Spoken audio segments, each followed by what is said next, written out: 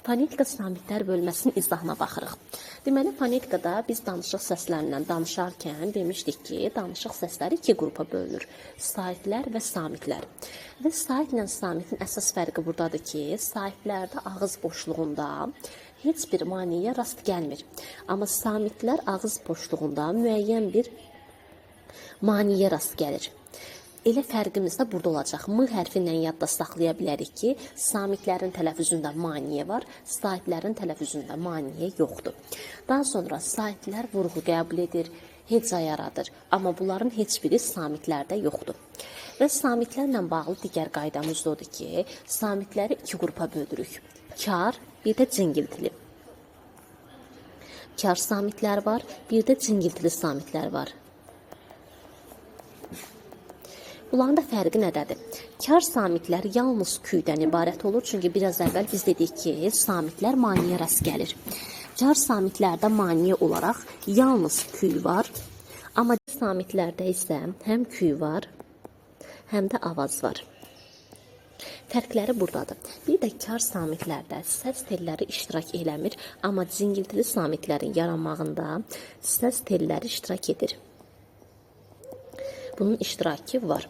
Bu oldu kar və cingiltinin fərqi.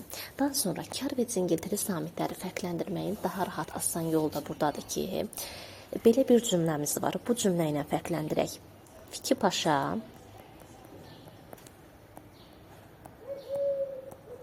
çox ahəstə. İki dənə də ştrixlərimiz xıs düşdürük. Bir də səsi. Bunlar olacaq kar samitlər. Bu cümləni yadda saxlayırıq. Burada olan samitlər kar samitlərdir. Yəni f, k, p, ş, ç, x, h, s, t və ixlə k səsi. K-nı onsuz da demişik. K-nın bir də k variantı var. İndi bunu da deyəcəyik ki, bir hərflə iki səsi ifadə eləmiş oluruq. Bunların hamısı kardır. Yerdə qalanlar olacaq cingiltili. Cingiltili samitlərdə ayrıca olaraq buradan yazaq. Eyni ilə qarşılıq kimi gedək. V, G, B, J, C, G, sonra Z, D, Y, G, L, M, M, R. Bunlar olacaq bizim cingiltili samitlərimiz. Karla cingiltilini bildik və bunları fərqləndirmək mütləq şəkildə lazımdır. Çünki fonetik təhlildə bizə lazım olur. Sonra karla cingiltili dedik ki, bir-birindən qarşılıq təşkil eləyir. Qarşılıq təşkil eləməsi. Bu nə deməkdir? Və ya biz buna cütlük də deyə bilərik. Qarşılıq və ya cütlük. Tutaq ki, məsələn, f-nın qarşılığı v-dır. V-f qarşılıqda cütlükdür. G-k, B-p, J-ş, C-ç, G-x. H-nın qarşılığı yoxdur, bunu deyəcək. S-nın qarşılığı z, T-nınki d, İxinki y-dır, K-nınki g, L-M-N-R-in də qarşılığı yoxdur. Bunu bildik. Deməli, samitlərdə kar və cingiltili var. Karla cingiltili də bir-birindən qarşılıq cütlük təşkil elədi. İkinci ən əsas bununla bağlı qaydamızı yadda saxlayaq ki, dilimizdə, yəni əlifbadakı 5 samitin qarşılığı yoxdur. 5 dənəsinin qarşılığı yoxdur. Bu testə düşsə bu fikir düz götürürük. Amma desə ki, 5 kar samitin qarşılığı yoxdur və ya 5 cingiltilinin qarşılığı yoxdur desə səhv olacaq. Bunlardan 4-ü cingiltilidir. Biri kardır. Yəni testlərdə verəndə deməliyik ki, 4 cingiltili samitin qarşılığı yoxdur, 1 kar samitin qarşılığı yoxdur. Ümumilikdə 5 samit deyirik. Yəni 5 kar, 5 cingiltili olaraq testlərdə qabağımıza çıxıb çaşdırsa onu götürmürük. Deməli 4 cingiltili hansıdır? Bunlara biz son orada deyirik yad olaraq.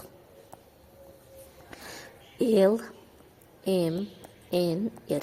Bunlar 4 dənə cingiltilidir. Kar qarşılığı yoxdur və son ordu.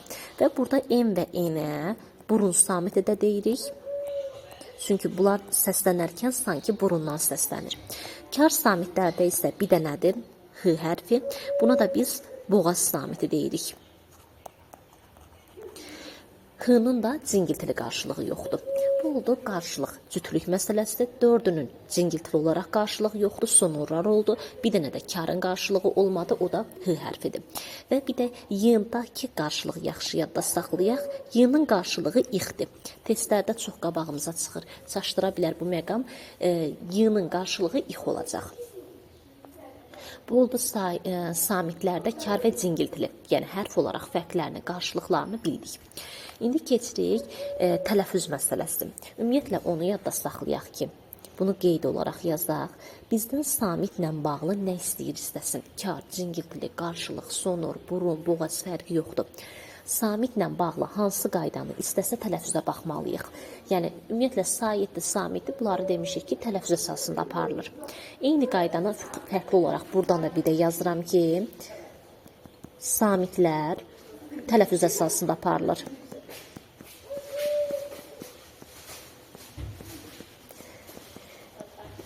Yəni, bu nə deməkdir? Tutaq ki, soruşar ki, sözdə neçə kar samit var və ya deyər ki, sözdə t-nın qarşılığı var, c-nın tutaq ki, kar qarşılığı var. Belə bir məqamı bizdən istəsə, biz mütləq şəkildə sözün tələffüzünə baxmalıyıq, yazılışına yox. İndi isə samitlərin tələffüzünə baxaq. Birinci olaraq başlayaq q səsi ilə. Q-nın tələffüzündə nəyə diqqət edirik? Q ümumiyyətlə cingiltili samitdir və tələffüzdə bizə 4 dənə səsi verə bilər. Bir q-nın özünü verə bilər, k-nı verə bilər, x-nı verə bilər, bir də q-nı verə bilər. Yəni 4 dənə tələffüz olunma məqamı var. Və burada mütləq şəkildə diqqət edək. Q, k kimi tələffüz olunanda yuxarısında iştirik olsun. Olmamağı tələffüz səhvi sayılır. Yəni o artıq k kimi səslənmiş olur. Ona görə mütləq şəkildə k-dakı o ştrixin olub olmadığına diqqət edək. Deməli, q nə vaxt q-nı verə bilər? Bir sözün əvvəlində verə bilər. Məsələn, deyirəm ki, qələm elə q kimi tələffüz olunur sözün əvvəli. Və ya necə ola bilər? Söz ortasında q-dan sonra cingiltili samit gələrsə, bu iki məqamda q kimi tələffüz olunacaq. Bir dənə burada istisnamız var ki, haqlı sözüdür. Q-dan sonra l gəlib cingiltilidir, amma istisna olaraq k kimi tələffüz olunur. Haqlı şəklində. Bu oldu q ilə bağlı məqamımız, yəni q-nın q kimi tələffüz olunmağı. Sözün əvvəlində q kimidir, ortasında özündən sonra cingiltili samit gələrsə, yenə q kimidir. İstisnada haqlı sözüdür. Daha sonra q-nın k kimi tələffüz olunmağına baxaq. Q, k kimi nə vaxt ola bilər? Birinci olaraq söz ortasında yenə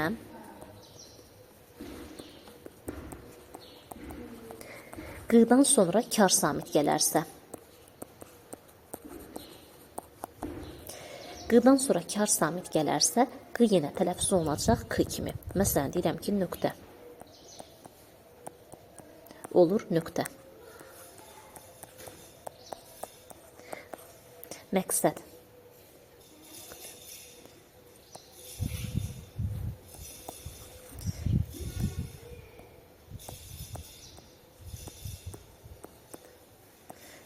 Olacaq məqsəd.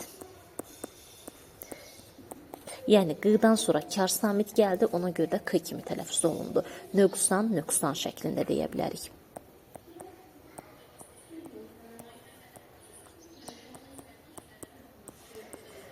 Bu oldu q-nın k kimi tələffüz olunma məqamından biri. Birinci olaraq dedik ki, söz ortasında əgər kar samit gəlibsə. İkinci olaraq da nə vaxt ola bilər?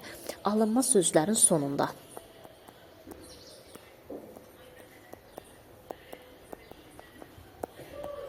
Sonu. Məsələn, deyə bilərik ki, üfüq. Olur üfüq, k ilə, şəfəq.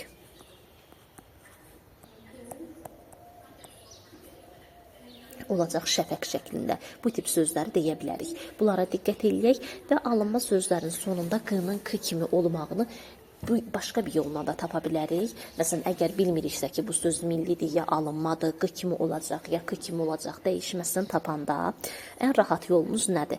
Q-ya saitlə başlayan şəkilçi artıraq. Saitlə şəkilçi artıranda əgər q kimi qalırsa, yəni yazıda qının q kimi qaldığını görürüksə, deməli bu söz alınma sözdür. Məsələn, üfüqə, şəfəqə, bax bu formada deyə bilərik. Yox, əgər q dəyişirsə, deməli bu sözdə artıq k kimi tələffüz olunmayacaq. Q o vaxt k kimi tələffüz olunar ki, saitlə başlayan şəkilçi artıranda q kimi qalsın. Əgər q kimi qalırsa, saitlə başlayan şəkilçi artıranda, onda q tələffüzdə k kimi olacaq. Yenə nümunə olaraq, məsələn, şəfəq sözündən gedək.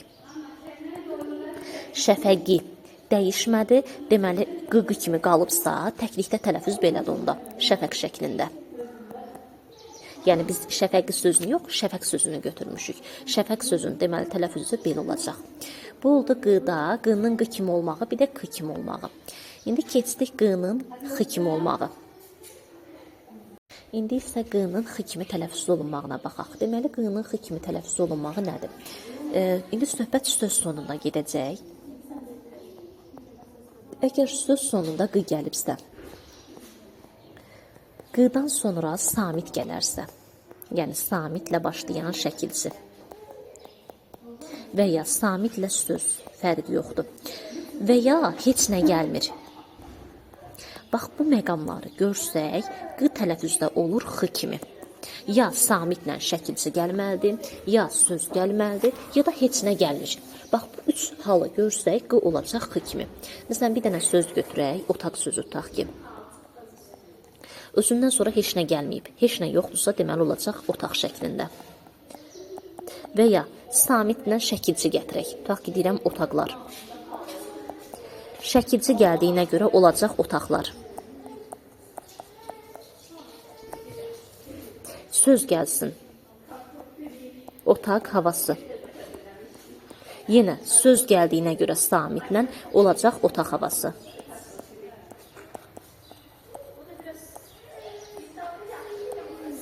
Bu formada tələffüzünü tapırıq. İndi isə q-nın q kimi tələffüz olunma qaydasına baxaq. Q kimi söz sonunda tələffüz oluna bilər. Əgər söz sonunda q-dan sonra saitlə başlanan söz gələrsə, bax burada buna diqqət eləməliyik. Q-dan sonra saitlə söz gələrsə, başlayan söz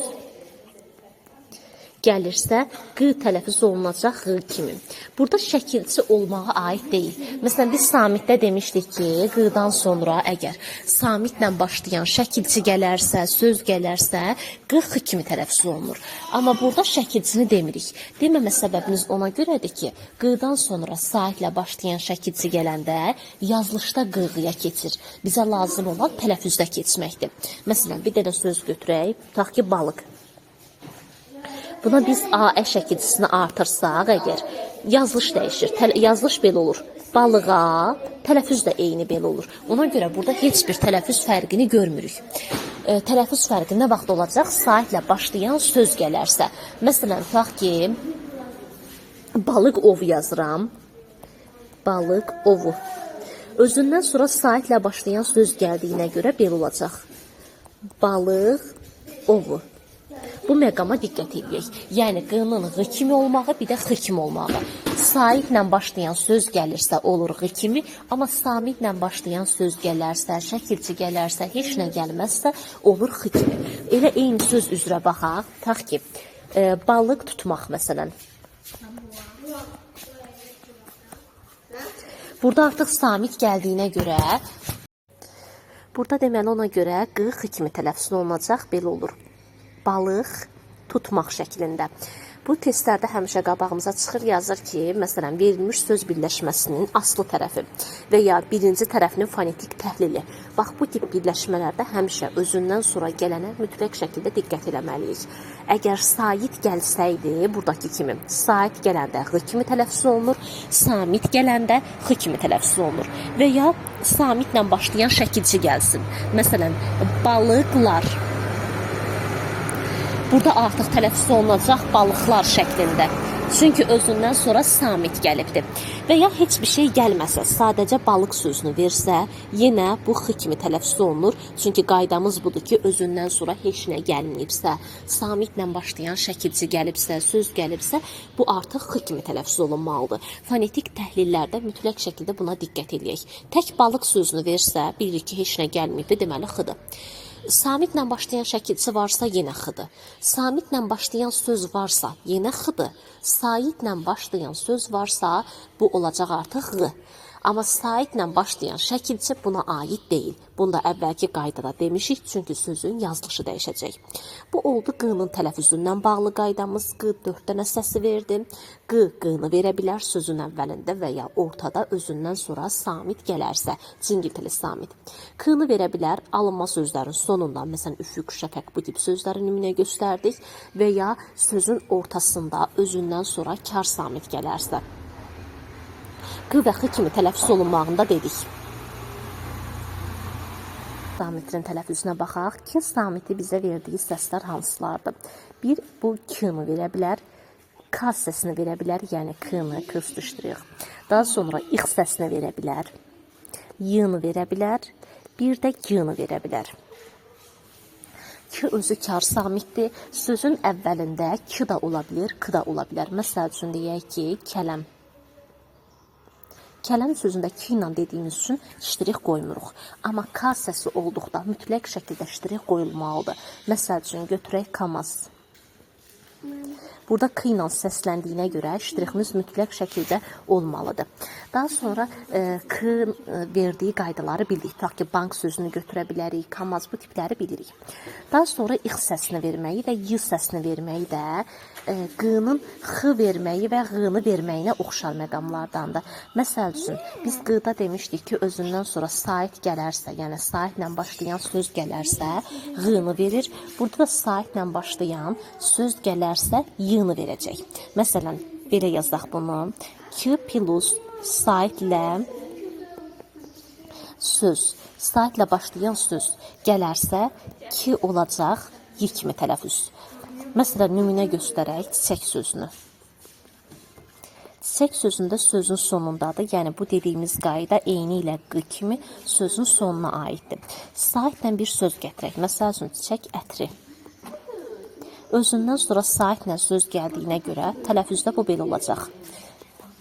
Çiçək ətri şəklində.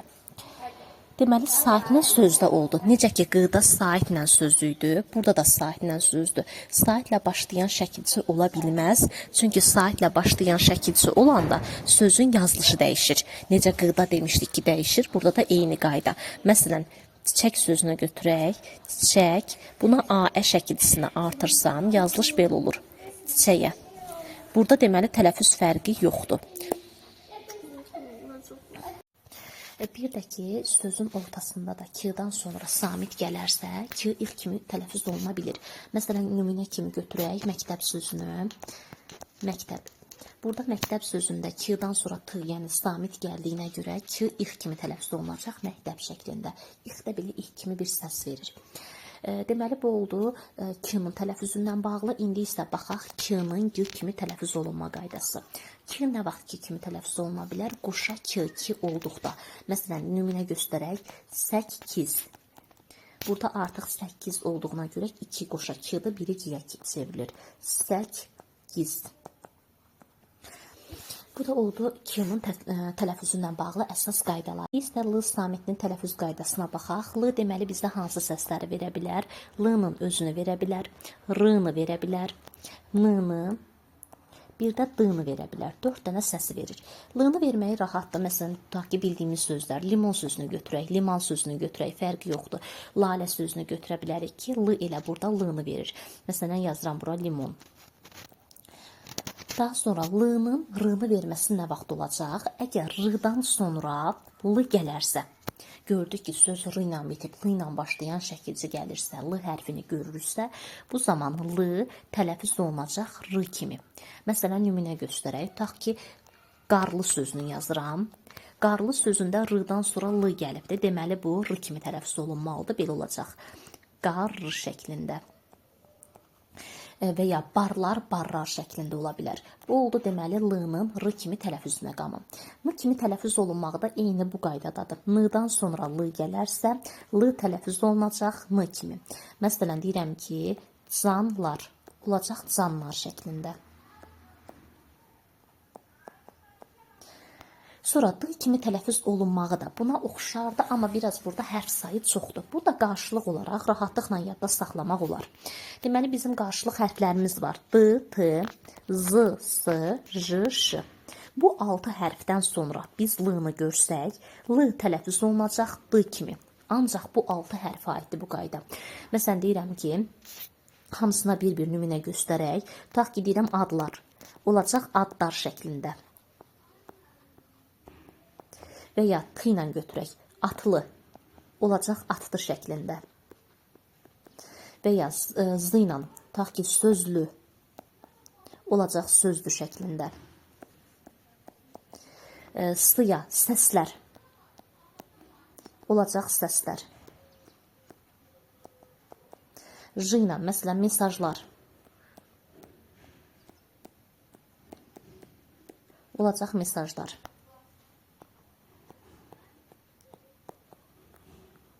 Bir də ş ilə, tutaq ki, başlar və ya başlamaq olacaq başlamaq. Qının tələffüzündə danışmışıq. Özündən sonra heç nə gəlmədiyinə görə qıda xıya keçdi. Bu oldu l-nın tələffüzündən bağlı. Bir də belə bir ayrı xırdalıq qaydalarımız var ki, məsələn, c-nın tələffüzündən bağlı deyə bilərik ki, vicdan, vicdan kimi. Bu tip məqamlarımız var. Bu nə vaxt olacaq? Əgər sözdə c-dan sonra d, l, s. Bax, bu 3 hərfi görsək, burada ş kimi düşdü. D, l, s. Bunlardan birini görsək, c tələffüzdə olacaq j kimi. Məsələn, vicdan, vicdan şəklində.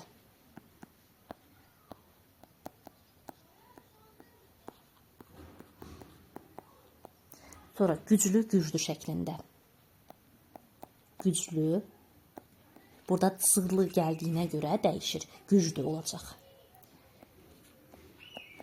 Gücdür. Yəni, bu tip məqamlarımız da var. C-dan sonra d-lısı gəlsə, c tələffüz olunur j kimi. Sonra bir də b-cıdakı qaydamız var. B-cıdakı qaydası necə gedir? B, c, d, y. B kimi də tələffüz oluna bilər. P kimi də. C kimi də ola bilər. C kimi də ola bilər. D kimi də ola bilər. T kimi də ola bilər. G kimi də ola bilər. K kimi də ola bilər. Yəni, b-cıdakı qaydamız bununla bağlıdır. Deməli, necə tapırıq?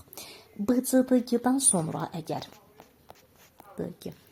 heç nə gəlməsə, yazıram heç nə. Yəni, görürük ki, heç nə yoxdur özündən sonra.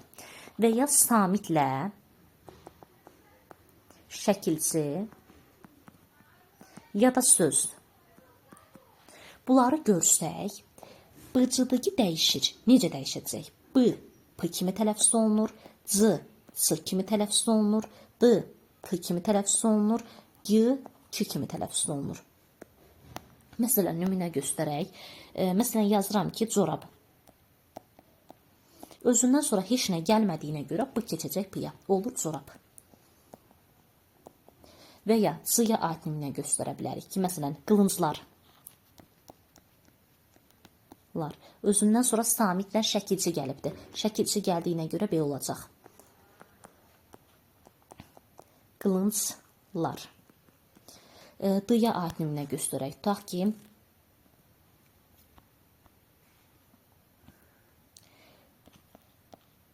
palıd yarpağı. Palıd D-dan sonra samitlə söz gəlibdir. Ona görə olacaq palıd yarpağı. Palıd yarpağı. Və ya G ilə nümunə göstərək. Məsələn, pələng. Olacaq pələng şəklində. Yəni, bu qayda hamısına aiddir. 3 halda biz bunların qarşılığına keçdiyini, yəni karlaşdığını görürük. Bir də bu məqama biz karlaşma deyirik. B, C, D, G özündən sonra heç nə gəlməyibsə, görürük heç nə yoxdur. Samitlə şəkilçi və ya söz gələrsə, karlaşacaq. Buna biz deyirik karlaşma məqamı. Çünki B, C, D, G normalda cingiltilidir, karlaşır. Kar qarşılığına keçib B, P kimi, D, T kimi, C, C kimi, G, K kimi tələffüz olunur. Sonra keçdik digər qaydamız bıcıdığının olduğu kimi tələffüz olunması. Bu nə vaxt olacaq? Hə, bir də burada bu dediyimiz qayda, onu da qeyd edeyim ki, söz sonuna aiddir. Buraya yazıram söz sonu. Yəni bu hadisə sözün sonunda baş verəcək. Söz bitibdir, ondan sonra ya şəkilçi gəlir, ya söz gəlir, ya da heç nə olmur. Və bıcıdıqdan sonra bıcıdıqı sait gələrsə fərqi yoxdur. Söz ya da şəkilçi. Onda yenə b olduğu kimi, c olduğu kimi, d olduğu kimi, g olduğu kimi qalır. Məsələn, deyirəm ki, yuxarıda yazdıqlarımızdan gedək. Məsələn, yuxarıda corab yazmışdıq, olmuşdu corab. İndi məsələn, yazaram ki, corab ipi. Corab ipi. Dəyişməyəcək. Çünki sait gəlib də olduğu kimi də qalacaq. Corab sapı desəydim, b p-ya keçərdi. Çünki sonra samitdir. Coraba heç bir dəyişmə olmadı. Məsələn, qılınc ağrısı. Qılınc c ilə qaldı. Amma qılınc yarası olsaydı, o artıq c-ya keçərdi. Qılınc yarası. Və ya palıd ağacı olduğu kimi qalır. Palıd yarpağı, palıd yarpağı şəklində gedəcək. Bu məqama da mütləq şəkildə diqqət edək. Yenə test toplusunda da, sınaqlarda qabağımıza çıxır. Yazır söz birləşməsinin aslı tərəfinin təhlilindən bağlı. Aslı tərəf dedisə, biz tək bura baxıb getmirik. Özündən sonra gələn sözə də baxmalıyıq ki, bu sözə görə sözün sonu dəyişir ya dəyişmir. Bu məqamı biz bıcıdıqda, qıda, kıda, bu üç tələffüz qaydasında mütləq şəkildə diqqət eləməliyik. İndi isə qoşa samitli sözlərin tələffüzünə baxaq. Qoşa samitli sözləri biz iki qrupa bölə bilərik. Eyni cinsli, bir də müxtəlif cinsli olanlara. Eyni cinslərlə başlayaq. Birinci, daha sonra keçək müxtəlif cinslərə. Deməli, eyni cinslərdə əsas fərq yarananlar hansılardır? Qoşa qığının biz fərqini görürük. Qoşa qığını gördüksə, qı şəklində tələffüz olunacaq. Yəni, birinci olur kar. Karlaşmış olacaq. Kar qarşılığına keçir. Daha sonra ki var. Burada ikinci tərəf dəyişir. Ki şəklində tələffüz olunacaq. T, ikinci tərəf b-ya keçir, cingiltiləşir. P b-ya keçəcək. Bu 4 dənə fərqli məqamımız var. Deməli, qoşalarda q, k, t, p da fərq var. Nümunə də yazaq, nümunələrlə daha yaxşı yadımızda qalsın. Məsələn, 9, saqqız, toqqa bu kimi nümunələr göstərə bilərik. Tutaq ki, yazıram bura toqqa. Qoşa qıdır, qaydamız budur ki, birinci qıya keçməlidir. Tələffüz belə olacaq. Toqqa şəklində. Daha sonra k-da, məsələn, 8 olacaq 8. T, məsələn, hətta, əlbəttə olacaq hətta. P, məsələn, tappıltı, hoppanmaq. T, olacaq tappıltı.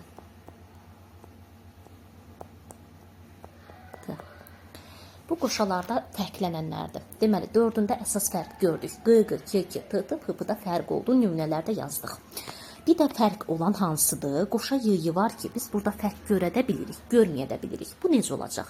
Bəzən qoşa y 2 dənə y şəklində olur. Bəzən də 1 dənə y şəklində olur. Bu nə vaxt olacaq?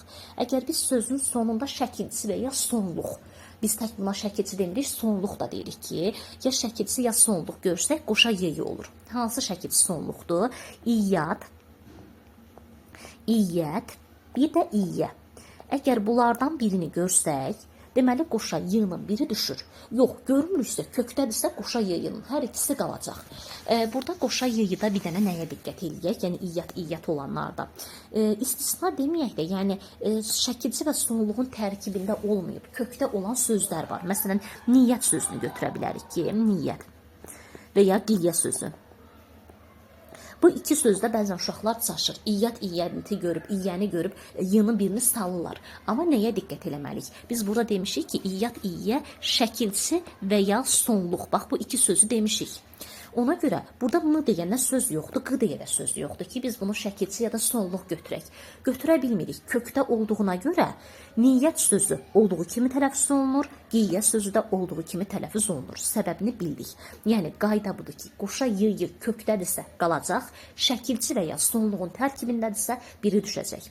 Bunu mütləq şəkildə yadda saxlayaq. Məsələn, digər qəyyum sözünü götürə bilərik, səyyar sözünü götürə bilərik, səyyas sözünü götürə bilərik ki, kökdədir, heç bir dəyişmə yoxdur. Bu formada qalacaq. Amma iyyət olanlara deyək, məsələn, nəzəriyyə. Nəzəriyyə. Burada nəzərdən nəzəriyyə yaranır, ona görə y-nın biri düşəcək. Nəzəriyyə. Və ya ədəbiyyat, ədəbiyyat. Riyaziyyat, riyaziyyat. Bax, bu tip nümunələrimizdə yadda saxlayaq qoşa y ilə bağlı.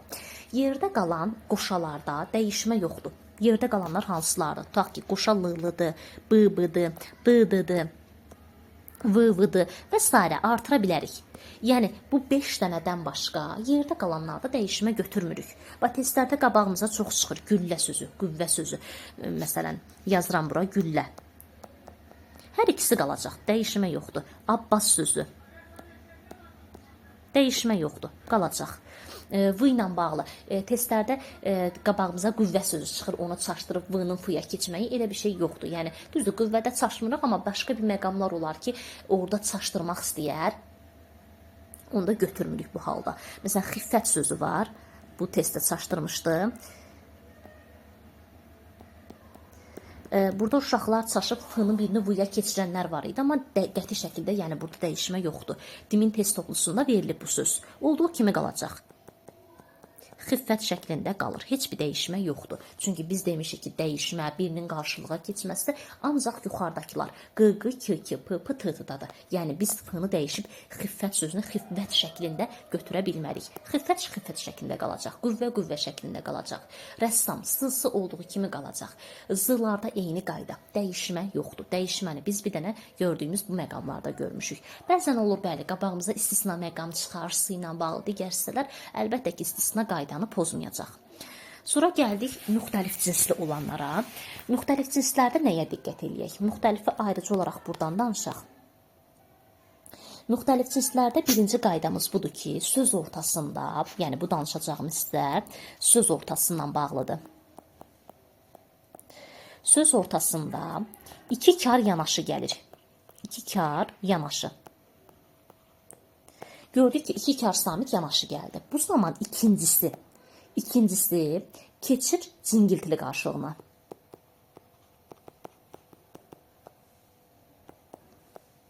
Qarşılığına keçir. Məsələn, nümunə göstərək, iki dənə kar yanaşı gəlsin. Bitki. Baxırıq ki, iki dənə kar yanaşı gəlib. T2. İkincisi, qayda budur, bax, ikincisi keçir cingiltili qarşılığına. K-nın qarşılığı nədir ki? Deməli olacaq bitki şəklində. Və ya başqa bir söz götürək. Həftə. F-t, ikisi də karda olacaq həftə. T qarşılığına cingiltiliyə keçdi, d oldu. Bu tip xəstə şəklində deyə bilərik. Yəni, bu sözləri artıra bilərik. Kəskin olacaq. Özünüz test daxilində buna diqqət eləsiniz, rahatlıqla tapa bilərik. Çətin bir məqam yoxdur. İki dənə karı yanaşı görsək, ikincisi keçir cingiltili qarşılığına. Bir dənə nəyə diqqət eləyək bu qaydalarda? Kar və keş şəkilçisinə diqqət eləyək. Kar, bir də keş. Uşaqlar nədə çaşır? Bəzən sözdə kar samitlə bitir. Ona da karla keş artıranda sözdə düşünürlər ki, iki kar yanaşı gəlib, k-nı keçirsin g-ya. Bax, bu məqam var. Yəni, iki kar yanaşı gələndə, tutaq ki, k-dırsa, biri keçir g-ya. Amma baxaq orada nəyə? Şəkilçinin kar və ya keş olmağına. Əgər şəkilçi kar və ya keşdirsə, biz k-nı dəyişə bilmərik. K olduğu kimi qalacaq. Yəni, harada kar və keş şəkilçisini görsəz, olduğu kimi qalır. K-lar dəyişməyəcək. Yəni, kar kimi qalır, keş şəkilçisi də keş kimi qalacaq. Məsələn, nümunə göstərim. Məsələn, zəhmətkeş sözünü yazaq.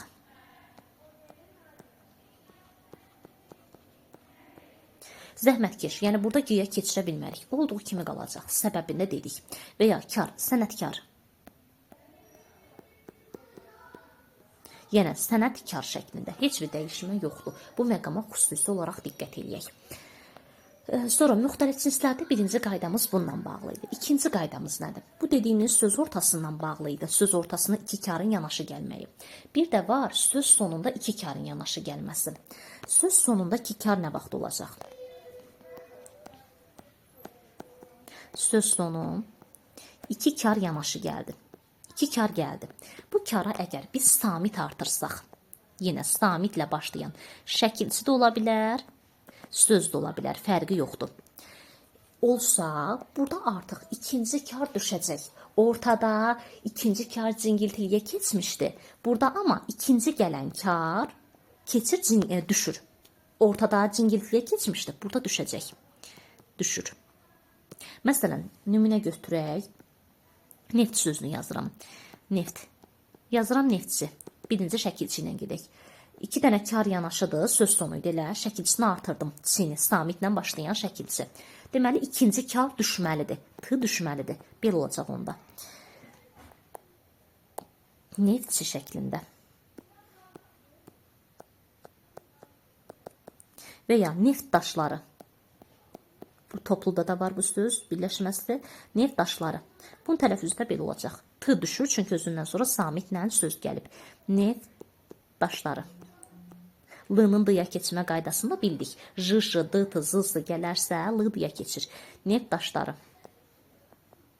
Bu şəkildə 5 sözü var, artıra bilərik bu sözləri. Dilimizdə çoxdur. Dost sözü var, məsələn, dostluq, dostluq şəklində olacaq. Dostlar. Bu da belə olacaq. T düşür, düşmə səbəbi çünki özündən sonra samitlə şəkilçi gəlibdir. Dost sözünü yazırıq. Dost. L-nı da keçirik d-ya. Keçmə səbəbi yenə yadımızdadır ki, d, t, z, s gələndə bir də j, ş. L, d-ya keçsin. Dostlar olacaq. T düşdü, l, d-ya keçdi. Bu qədər sadə. Başqa bir çaşdıran məqamımız yoxdur. Diqqətli olub tapsaq, rahatlıqla getmək olar. Əsas nəyə diqqət edirik? Özündən sonra gələn və ya əvvəl gələn sözlərə baxaq. Samitlərin tələffüzündə bir məqamda n ilə bağlıdır ki, əgər n samitindən sonra b və m samitləri gələrsə, n tələffüzdə m kimi tələffüz olunacaq. Bu qaydamızda yadda saxlayaq. Məsələn, şənbə yazılır, olacaq şənbə şəklində. Və ya zanbax yazılır, olur zanbax şəklində.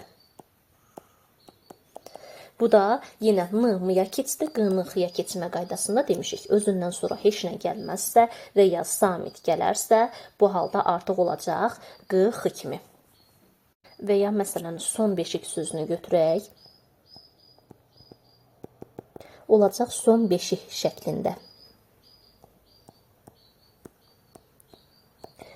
Q-nın da yenə x kimi tələffüz olma məqamını bildik. Bir də 11 sözündə də ayrı yazılsa da yenə bu da aiddir. Çünki bir dənə mürəkkəb söz sayılır, olacaq 11 formasında.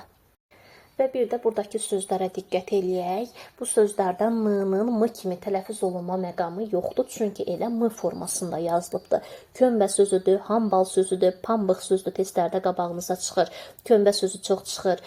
Ansambl, lampa, lampada testlərdə qabağımıza çıxır. Ambulans, ambisiya, embargo, emblem, lampa, kombinat, qumbara, simfoniya, kompas, kompot, kompot şəklində tələffüz olunacaq. Bu da onun aya keçmə məqamıdır. Sonra amper, bomba, peyğəmbər, bu da çox çıxır qabağımızda.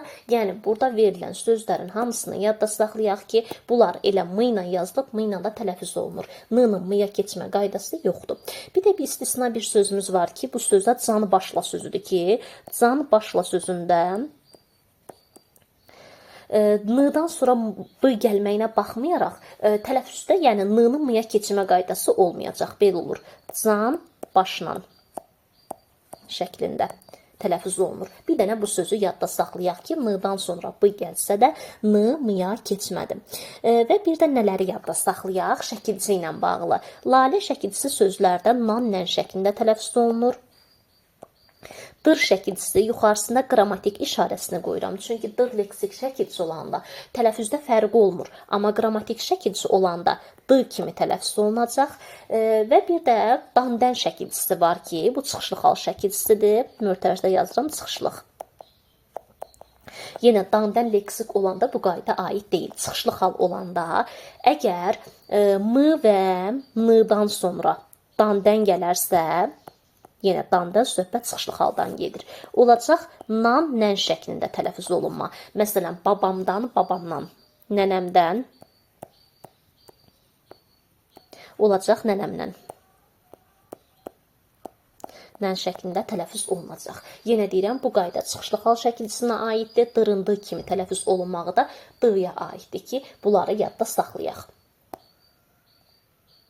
Bir də bəzən v-nın f kimi tələffüz olunma məqamları olur ki, bunlarda daha çox qabağımıza çıxan sözlər hansılardır? Tutaq ki, avtomat sözü də tələffüz olunacaq avtomat şəklində.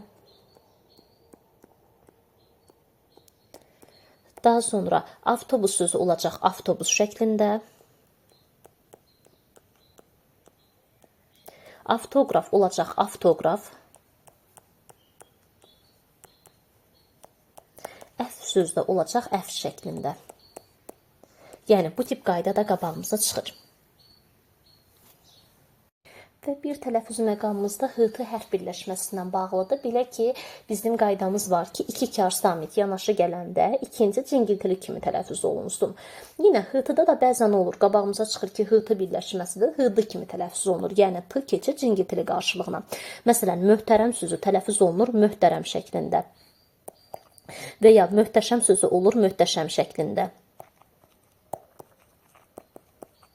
Amma bəzi sözlərimiz də var ki, bunları xüsusi olaraq diqqətdə saxlayaq, testlərdə qabağımıza çox çıxır. Məsələn, ehtimaldır, ehtiyatdır, ehtiyacdır, ehtişamdır. Bu tip sözlərdə t-nın d-ya keçmə qaydası yoxdur. Yəni, tələffüz olduğu kimi qalır. Heç bir dəyişmə məqamı götürmürük. Bunları mütləq şəkildə yadda saxlamalıyıq.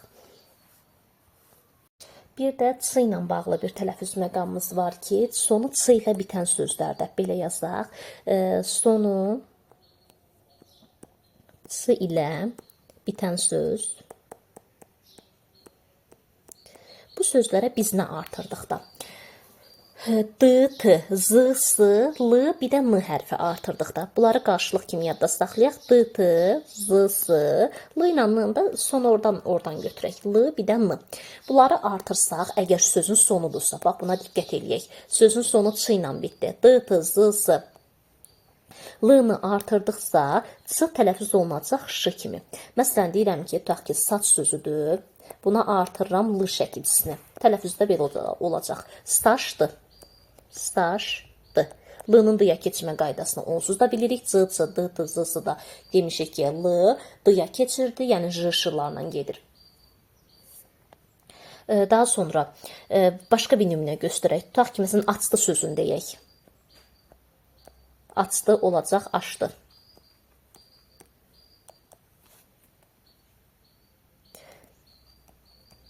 Heç nə sözü olacaq heç nə. Ayrı yazılsa belə mürəkkəb sözdür. Heç nə.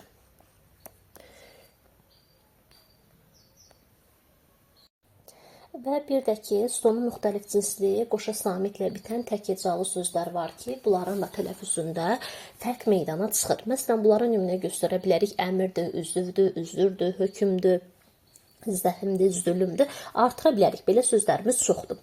Bu tip sözlərə əgər biz saitlə başlayan şəkilçi artırsaq, dəyişim olmur. Saitlə şəkilçi. Heç bir dəyişim olmur. Olmur. Yəni, əmrə, üzvü, üzrü, zəhimi belə deyə bilərik. Sədri, sədrə, hökmə heç bir dəyişim olmayacaq. Yəni, saitlə şəkilçi artırdıqsa dəyişim olmur. Amma nəyə diqqət eləyək? Samitlə başlayan şəkilçi artırsaq, bu zaman nə baş verəcək? Qoşa samitlərin arasına qapalı sait əlavə olunur.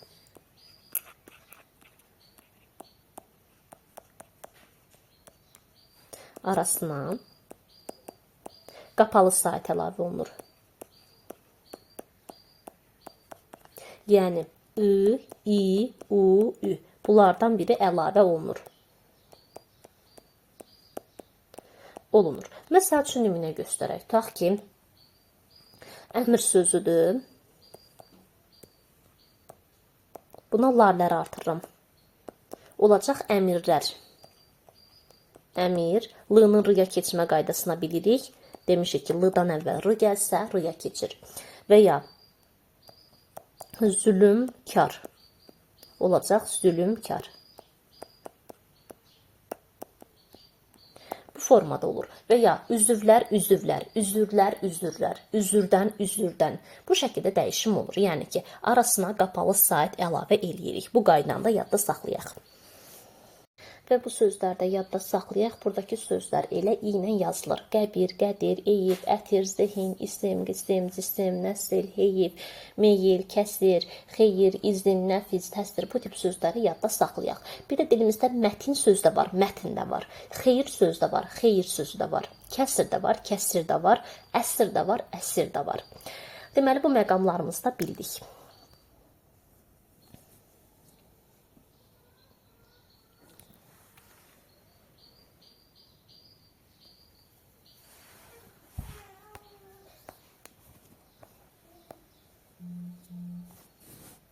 Və bir qeydimizi də yadda saxlayaq ki, bəzən testlərdə soruşur. Deyir ki, sözün sonundakı samitin kar və ya cingiltili olduğunu necə bilə bilərik?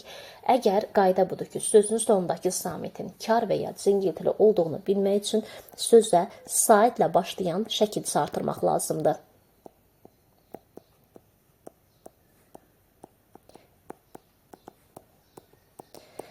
Qeyd olaraq qaydamızın əvvəlini belə yazırıq. Sözün sonundakı samitin kar və ya cingiltili olduğunu, kar yoxsa cingiltili hansı olduğunu bilmək üçün sözə saitlə başlayan şəkil artırmaq lazımdır. Tutaq ki, məsələn, palıda sözü. Palıddır, deyirik, palıd yoxsa palıd olduğunu düşünməliyik yazanda. Artıraq a-ə, palıda, deməli, cingiltili ilə yazıldı. Bu formada qaydamızı da yadda saxlayaq. Və bir də bəzi sözlərimiz var ki, həmin sözlərdə b-nın tələffüz zamanı dəyişməsi olmur. Biz normalda danışanda demişik ki, b-cı-dı-gının dəyişmə qaydası var idi. Özündən sonra heç nə gəlmirsə, samit gəlirsə, samitlə şəkilci söz gəlirsə, b-pıya, c-çıya, d-tıya keçirdi. Amma bu məqamımızı yadda saxlayaq b ilə bağlı olan ki, burada dəyişmə olmur. Məsələn, dilimizdə təəccüb sözü var ki, bunu bu formada p ilə versələr səhvdir. Biz bunu necə götürməliyik? B ilə götürməliyik. Bir də burada dəyişim belə yazaq, ayrıca yazaq tələffüzünü. Qoşa ə-ədə düşmə olur, təəccüb şəklində qalacaq. Yəni dəyişmə olmayacaq. Və ya tələbkar sözü var, dəyişmir. Tələbkar olduğu kimi qalacaq. Dəyişim yoxdur. Və ya təəssüb sözü var. Yenə ə-nin biri düşür, eyni ilə təəccüb kimi. Qoşa s, s, c, c, v, v. Bunlarda dəyişim olmadığına görə heç bir dəyişmə götürmürük. Bu da oldu b-cı-dı-gı qaydasında biraz kənara çıxma kimi. Təəccübdür, tələbkardır, təəssübdür. Bunları yadda saxlayaq ki, b p-ya keçməyəcək. Bir də b-nın p-ya keçməməyi kimi məsələ nə vaxt ola bilər? Yəni b-cı-dı-gı qaydasının ödəmədiyi təkhecalı sözlərdə. Ümumiyyətlə b-cı-dı-gı qaydası çoxhecalı sözlərə aiddir. İstisna bunlar idi. Təkhecalı sözlərdə b-cı-dı-gı qaydası keçmir. Məsələn, deyirəm ki, tutaq ki, dad, şad, artıra bilərik bu sözləri. Cod, məsələn, dib, qab, sonra yad, cib, fərqi yoxdur. Bunlar b-cı-dı-gı qaydasını ödəmir. Yəni, biz bunlara samitlə başlayan şəkildə artırsaq, söz də artırsaq, b-cı-dı-gıda heç bir dəyişmə olmayacaq. Və ya güc sözünü götürə bilərik, hərf sözünə aid eləyə bilərik, yazmadığımız gerb sözünə aid eləyə bilərik ki, bu sözlərdə b-nın və ya b-cı-dı-gının keçmə qaydası yoxdur.